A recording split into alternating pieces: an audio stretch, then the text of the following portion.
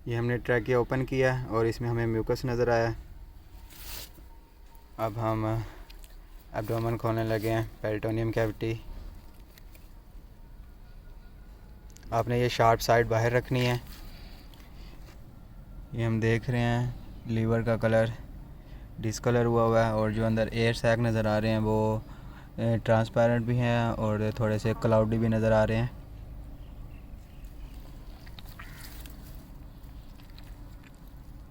यार सब आ चीज में सकी। ये किडनी के लोब्स हैं। ये किडनी देखें आप, किडनी का साइज़ बढ़ा हुआ है। ये किडनी के 3-4 लोब्स हैं यहाँ पे।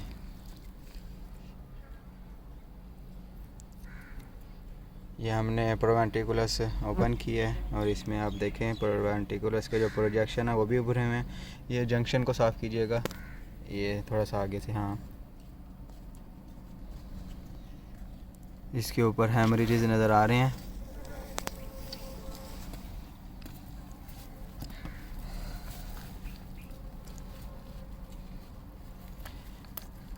अब हम लंग्स ओपन करने लगे हैं। उसमें हम देखेंगे ब्रोंकाई को। म्यूकस था तो अल्लाह ना करे कि इसके अंदर प्लग वाला कोई सिस्टम बना हो।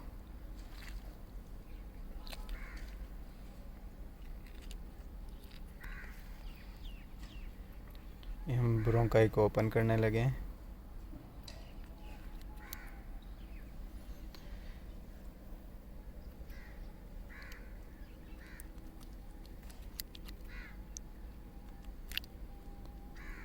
और ब्रोंकाई बिल्कुल क्लियर है।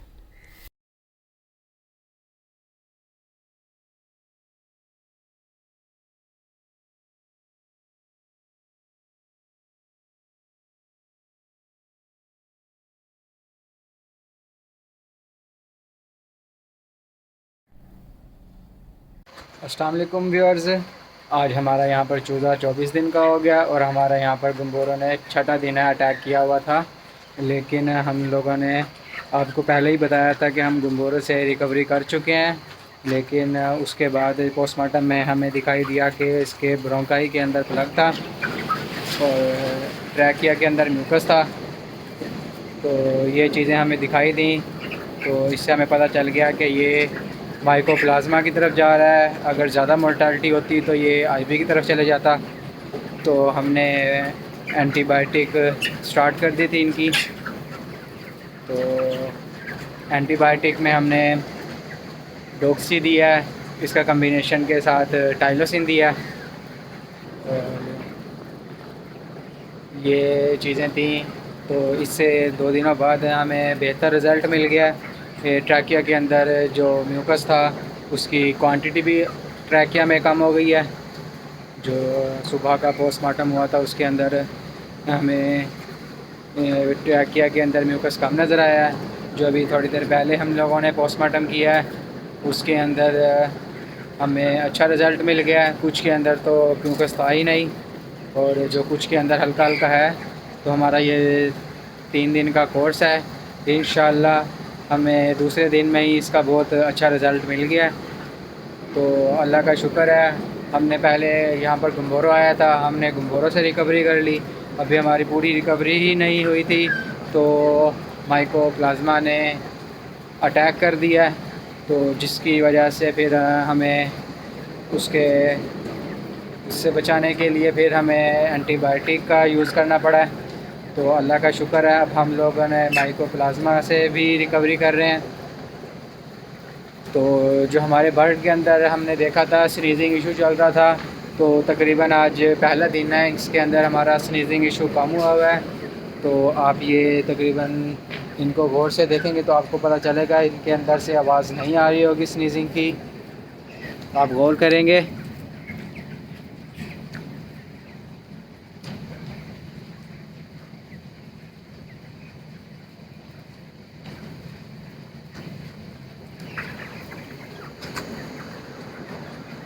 स्नीज़िंग की आवाज़ें हैं लेकिन जिस तरह पहले होती थी ना अब वो वैसे नहीं है। तो अल्लाह का शुक्र है अब हम लोगों ने इससे रिकवरी कर लेंगे इंशाअल्लाह 1-2 दिनों तक। और हमने ये सारी मैनेजमेंट कैसे की है उसके बारे में बात करते हैं। तो सबसे पहले होता है हमने फार्म की जो बायो सिक्योरिटी थी उसका ख्याल रखा है। जो वर्कर यहाँ पे काम करते थे वो हमने अपनी रजिस्टर उठा कर देखा था, कुछ वर्कर बाहर जा रहे थे, उन पर भी हमने पाबंदी लगाई है, उनका बाहर जाना बंद कर दिया है। तो एक ये चीज़ हमने सबसे पहले नोटिस की है इन 1-2 दिनों में कि शायद इनकी वजह से ही हमें हमारे फार्म पर इस तरह की कोई बीमारी ना आ रही हो।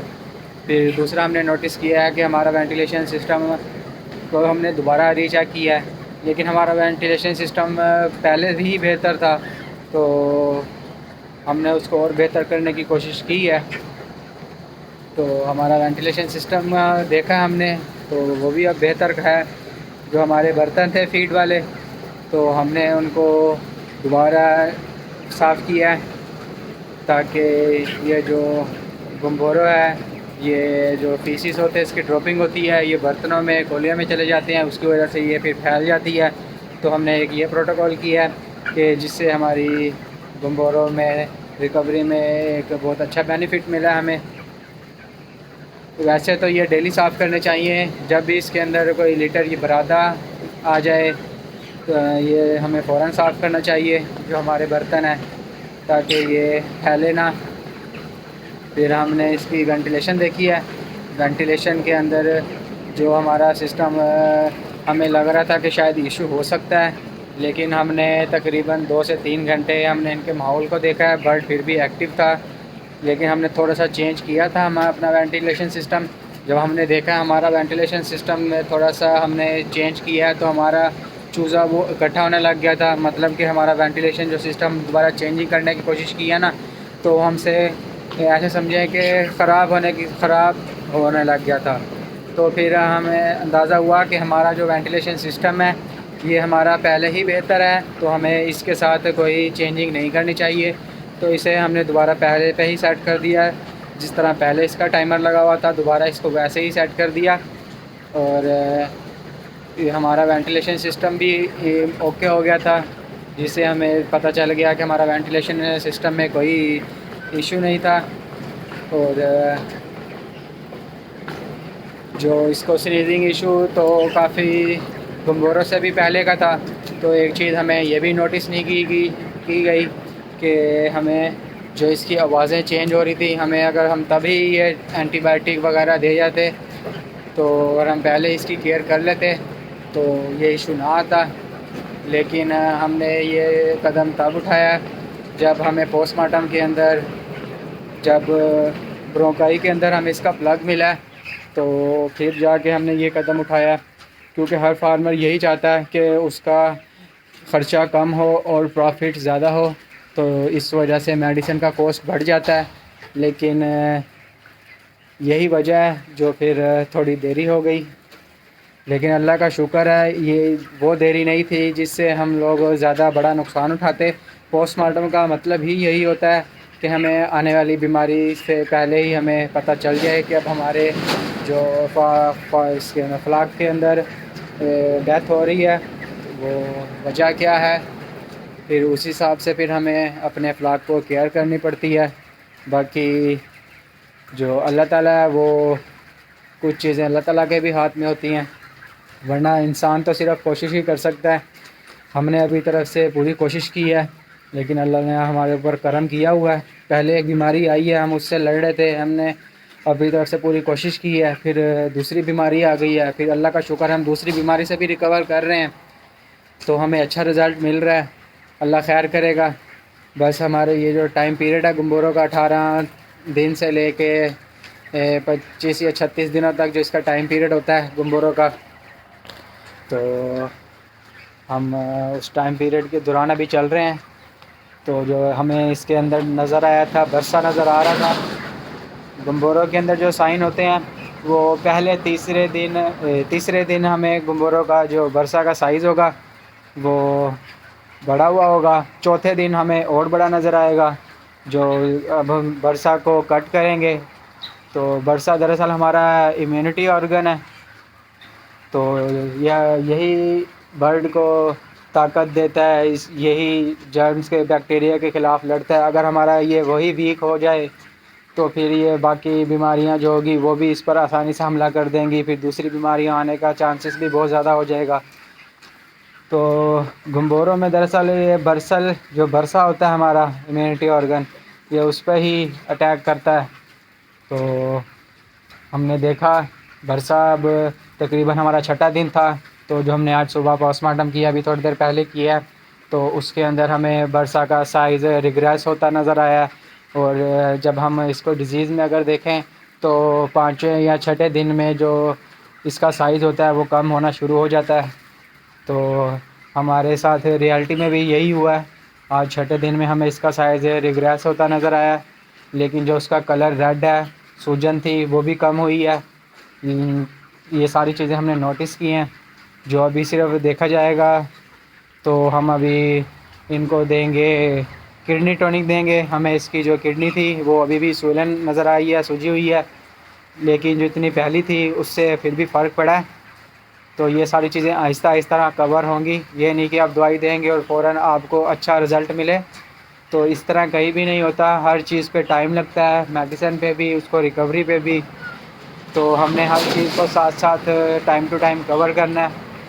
तो अल्लाह ताला ने हमारे साथ करम किया हुआ है, 2 बीमारियां लगातार आ चुकी हैं और हमें अच्छा रिज़ल्ट मिल गया और हमें बहुत बड़ा नुकसान नहीं उठाना पड़ा। तो कुछ चीज़ें थी, हमने अपनी मैनेजमेंट को भी दोबारा देखा है कि हमसे कहीं गलती तो नहीं हो रही है, बीमारियां कहाँ से मतलब अंदर आ रही हैं। तो हमने उसका भी बेहतर किया, बायोसिक्योरिटी को भी ठीक किया है। और वेंटिलेशन प्रोग्राम जो हमारा सिस्टम चल रहा था वो माशाल्लाह पहले ही सेट था। हमने कहा शायद इसको और सेट किया जाए, तो हमने चेक किया थोड़ा सा ऊपर नीचे कर, लेकिन उससे हमारा जो चूज़ा था वो डिस्टर्ब हो गया। फिर उसे दोबारा हमने अपनी वेंटिलेशन को दोबारा उसी जगह पे कर दिया जहाँ पे पहले थी। तो जो हमारा यहाँ पर ब्रूडर था, अब ब्रूडर का टाइम टेम्परेचर मेंटेन करने के लिए ब्रूडर यूज़ होता है। तो अब भी ब्रूडर चल रहा है, लेकिन इसका हमें बहुत फ़ायदा मिलता है। इससे हमारा टेम्परेचर मेंटेन रहता है। और हमने बार बार अपना जो डाटा लॉगर लगा होता है, हमें वो भी देखना पड़ेगा कि इसका टेम्परेचर क्या चल रहा है। अभी देख लेते हैं।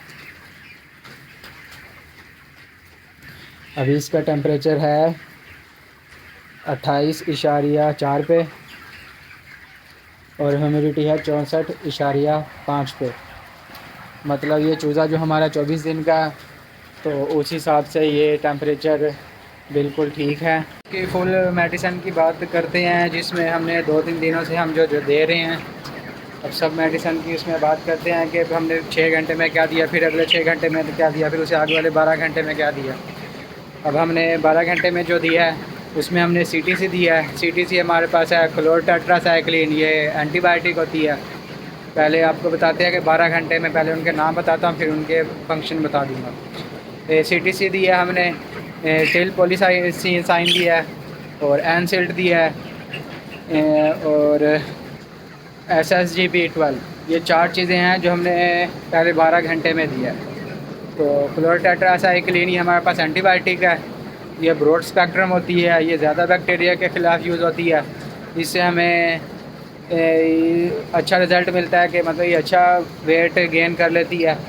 और जो दूसरा टिल पॉलीसीन है हमारे पास, उसका क्या काम है, वो भी हमारे पास एंटीबायोटिक होती है। उसके अंदर होता है डॉक्सीसाइक्लिन होता है और टाइलोसिन, ये 2 का कम्बिनेशन होता है। ये दोनों एंटीबायोटिक हैं।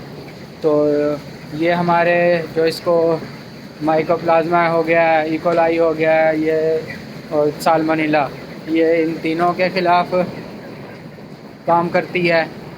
तो ये हम इसलिए देते हैं एंटीबायोटिक। और जो हमारे पास SSGB12 है, वो इस विटामिन होते हैं उसके अंदर, वो इनकी इम्यूनिटी को बूस्ट करवाएंगे।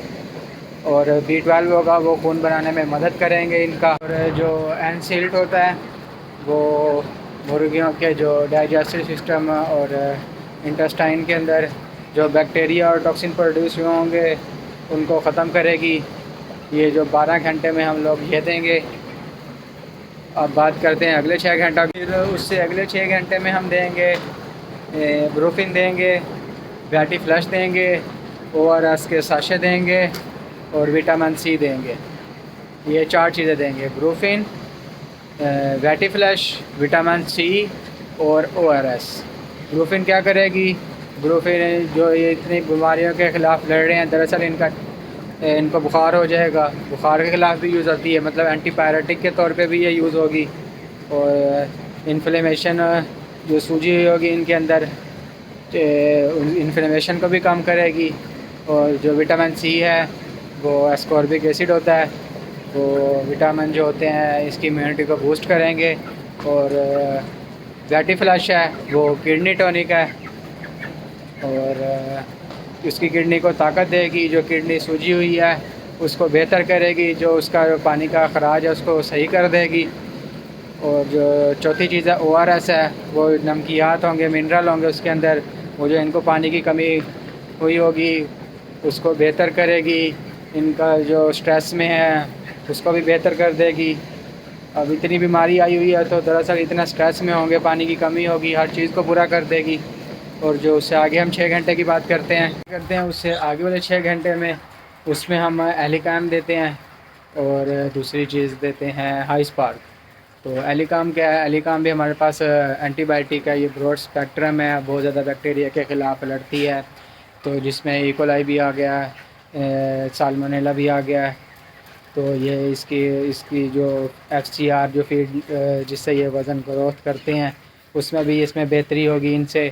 जो हाई स्पार्क है, हाई स्पार्क के अंदर इलेक्ट्रोलाइट होंगे और ग्लूकोज होगा और विटामिन होंगे।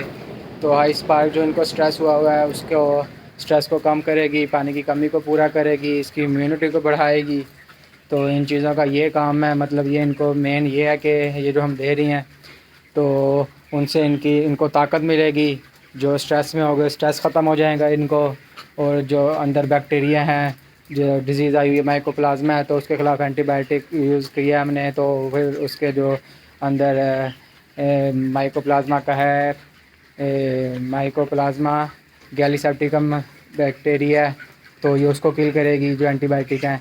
और अगर साल्मोनेला का बात करें तो वो साल्मोनेला गैलिनारम है, तो वो उस बैक्टीरिया को किल करेंगी। ये एंटीबायोटिक जो इसके अंदर डिजीज़ आई हुई हैं उन बैक्टीरिया को ख़त्म कर देंगी और उनके ख़िलाफ़ लड़ेंगी। और जो हमारी जो दूसरी मेडिसिन है वो इनको ताकत देगी। दरअसल हमारा मेन मसला ही यही है, मकसद ही यही है कि इन चीज़ों का यूज़ करने से हमने बर्ड के जो वीकनेस हुई है उसको पूरी करेंगे और जो अंदर बैक्टीरिया आ गए हैं तो उन बैक्टीरिया को किल करेंगे या उनकी ग्रोथ को स्टॉप कर देंगे। तो मेन मकसद ये होता है जिससे हमारा चूज़ा थोड़े टाइम के लिए और लाइव रह सके। तो इंशाल्लाह इन चीज़ों से इनको ताकत मिलेगी और ये सर्वाइव कर लेंगे। अगर इनका टाइम पीरियड के दौरान अगर ये इन्होंने इस बीमारी के ख़िलाफ़ लड़ लिया तो इनकी इम्यूनिटी वैसे ही और वीक हो मतलब वो हो जाएगी, स्ट्रॉन्ग हो जाएगी। तो अगर दोबारा अल्लाह ना करे इनके अंदर आ जाते हैं तो ये ख़ुद इन बीमारियों के ख़िलाफ़ लड़ सकेंगे। तो हमने सबसे पहले गुम्बुरों में ओवरऑल बात कर लेते हैं। अगर हम कि सबसे पहले हमारे पास 5 दिनों में आया, मतलब 3 दिनों में आया गुम्बुरो। और सब उससे पहले 18 दिन में जो होता है ना, ये सब क्लिनिकल साइन होते हैं, वो नज़र नहीं आते हमें। जब गुम्बुरो आया तो तीसरे दिन में हमने देखा बरसा स्वेल था, चौथे दिन में देखा और स्वेल था हमने पोस्टमार्टम में। फिर हमने जो दिया वो इसकी बरसा गुम्बुरो के अंदर बरसा के ऊपर साइड इफ़ेक्ट होता है। बरसा हमारा इम्यूनिटी ऑर्गन होता है और हमने उसकी इम्यूनिटी बढ़ाने के लिए उसको विटामिन दिए ताकि स्ट्रेस में ना चले जाए, उसके लिए इलेक्ट्रोलाइट दिए और ग्लूकोज दिए ताकि इसको फ़ौरन एनर्जी आए। तो हमने गुम्बुरो के लिए तकरीबन ये चीज़ें चलाई हैं। और उस टाइम एंटीबायोटिक नहीं चलाई थी, उसके ख़िलाफ़ हमने फरास नाम का एक था, उसके अंदर था वो एंटीबायोटिक के मुतबादल काम करता है, पानी के अंदर जो बायोफिल्म होती है उसको ख़त्म करेगा। ये हमने गुम्बुरो के टाइम में ये वाली मेडिसिन चलाई हुई थी जो आज माइकोप्लाज्मा में 2 दिनों से नज़र आ रहा है, जो अल्लाह का शुक्र है आज हमें नहीं नज़र आया। तो उसके ख़िलाफ़ हमने एंटीबायोटिक चलाई हैं, माइकोप्लाज्मा वाली डॉक्सीसाइक्लिन चला दी है, उसका कम्बिनेशन के साथ टाइलोसिन था जो ब्रांड नेम से टेल पॉलीसिन है। तो उसने हमें बहुत अच्छा रिज़ल्ट दिया है। CTC था, क्लोरटेट्रासाइक्लिन है, वो भी ब्रॉड स्पेक्ट्रम के तौर पर काम करता है, उसने भी हमें अच्छा रिज़ल्ट दिया है। और एक और था एलिकाम के नाम से आया हुआ है, तो वो इंटेस्टाइन और जो डाइजेस्टिव सिस्टम के अंदर जो टॉक्सिन प्रोड्यूस होते हैं उनके ख़िलाफ़ अच्छा काम कर जाता है। तो हमने इसके डाइजेस्टिव सिस्टम और रेस्पिरेटरी सिस्टम के ख़िलाफ़ जो एंटीबायोटिक थी, जो उनके अंदर बैक्टीरिया आए हुए थे, तो उनको किल करने के लिए, उनकी स्टॉक को ग्रोथ करने के लिए हमने ये सारी चीज़ें दी हैं और विटामिन दिए हैं ताकि इनसे इनको ताकत मिल सके, और इलेक्ट्रोलाइट्स दिए हैं इसके अंदर भी, तो जिससे इनकी पानी की कमी पूरी हो सके। बुखार में भी हैं तो उसके लिए हमने ब्रूफिन भी दिया है। ये टोटल सारी मेडिसन यूज़ होती है जो मैंने आपको सारी बता दी है। मतलब कि ये नहीं कि हमने एक्स्ट्रा चीज़ें दी, हमने एक्स्ट्रा चीज़ कोई भी नहीं दी, हमने वो चीज़ दी है जो हमें नज़र आई है। और हमें नज़र कैसे आई है, हमने जैसे इनकी डेथ होती है, मोर्टालिटी होती है, हम उस मोर्टालिटी का करते हैं पोस्टमार्टम। तो पोस्टमार्टम में ये सारी चीज़ें हमें नज़र आती हैं, फिर उस हिसाब से फिर हम देख लेते हैं बर्ड के अंदर कि हमें क्या चलाना चाहिए। तो फिर उस हिसाब से हमने ये मेडिसिन चलाई है। ये नहीं कि बस 18 दिन का हो गया तो समझो गुम्बुरो आएगी तो चला दो, ऐसे नहीं होता। जब आपको उसके साइन सिम्टम नज़र आएँ फिर आपने कोई इस तरह का काम करना है, वरना आप बेफजूल अपनी मेडिसिन ज़ाया करते जाएंगे और आप अच्छा रिज़ल्ट नहीं पा सकेंगे, क्योंकि आप अपना एक एक्स्ट्रा ख़र्चा करते जाएंगे जबकि आपको ज़रूरत ही नहीं है उस चीज़ की, और आप वो चीज़ यूज़ कर रहे हैं। तो उससे आपको FCR और आखिर में FE में थोड़ा सा चेंजिंग नज़र आएगा, आपको अच्छा रिज़ल्ट नहीं मिलेगा। तो अल्लाह का शुक्र है, आप देख सकते हैं ये हमारे इस 6-7 दिनों के अंदर हमारे बर्ड 2 बीमारियों से लड़ रहे हैं, लेकिन अल्लाह का शुक्र है हमें इनमें फिर भी बेहतरी नज़र आ रही है। तो हमें हर बारी हर 1-2 घंटे बाद चक्कर लगाना चाहिए, देखना चाहिए, ड्रॉपिंग को भी देखना चाहिए, टेम्परेचर, वेंटिलेशन और फार्म की बायोसिक्योरिटी, कोई चीज़ मिस नहीं करनी चाहिए। तो ये चीज़ें हैं, आपने भी ख्याल रखनी है। तो ये वीडियो बनाने का मकसद ही यही है कि अब हम थ्योरेटिकल लाइफ में नहीं, अब हम प्रैक्टिकल में आए हुए हैं, तो हम यहाँ पर कोई भी कमी या कोताही नहीं कर सकते। तो हमारी एक गलती से भी यहाँ बहुत बड़ा नुकसान हो सकता है, अल्लाह ना करे इस तरह हो, लेकिन हम कोशिश करेंगे, हमारी तरफ से जितना बेहतर होगा हम करेंगे। बाकी अल्लाह ने जो मंजूर किया हो वो उस पर भी होगा। अल्लाह की तरफ से भी कुछ होते हैं, लेकिन हम नहीं चाहते कि हमारी इस कमी की वजह से इस तरह हो। और अगर हमारे चैनल को लाइक करें, सब्सक्राइब करें, और अल्लाह ना करे कि आपके फार्म पर इस तरह का कोई इशू आया हो तो मुझे कमेंट में या मैं डिस्क्रिप्शन में अपना कॉन्टैक्ट नंबर व्हाट्सएप या जीमेल दे दूँगा, मुझे वहाँ पे भी आप रब्ता कर सकते हैं। और मैं आज एक फार्म पर गया था, मैंने वहाँ भी विज़िट किया था, तो मैं आपको उसकी वीडियो भी शेयर करूँगा। चले मिलते हैं, ठीक है, अल्लाह हाफिज़।